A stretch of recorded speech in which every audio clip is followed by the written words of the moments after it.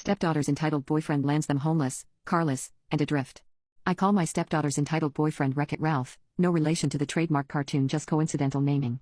He has a tendency to break/ruin/tear up everything he touches. My stepdaughter, who is actually a sweet and endearing young woman whom I love dearly, has, like many young women with self-esteem issues, allowed herself to be led astray by Veer. In the year they've been together, she's lost everything, but at 23 she is old enough to learn her lessons without us parents coming to her rescue until she gets rid of Veer and back on track. When they first got together, they lived with her dad and myself for a few months. It very quickly became apparent Veer had a chip on his shoulder when it came to me. He would carry tales to my husband, causing us to argue, despite my husband telling Veer many times that was my house and everything and it was mine. Veer would keep asking my husband, not me, if he could have this or that, and that's if he asked. He kept getting more and more animals despite our telling him no more. Neither were taking care of the ones they had. They weren't buying dog or cat food or cat litter, my husband and I were. They weren't picking up the messes, and they weren't training them, allowing them to tear up our belongings. Mary Jane is legal in our state, and there is a dispensary in our town, and the only work these two would do is door delivery, her job with a daily payout, just to get enough money for Veer to make a purchase at the dispensary every day along with eating at fast food restaurant.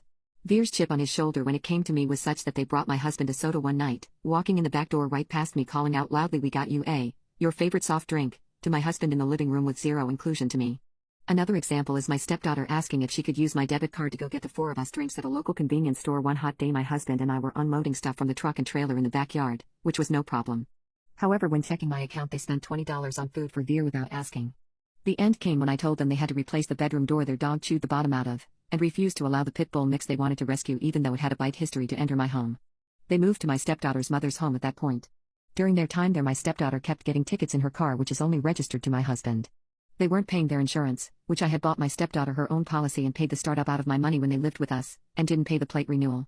Now her license is suspended, and it cost my husband and I $600 to get the plates, again in his name only, unsuspended. Plus they had damaged the car and it needed repairs. So he took it from them. Before her license was suspended, but after the police took the plates from her car, my husband let her use his truck which was on my insurance policy. Veer drove it, and he has no license, and blew the motor in it. It is now sitting and can't be used. I told my husband I would put the car on my insurance for him, but only if he drove it. If he returned it to them, I was canceling the insurance, which I've stood by.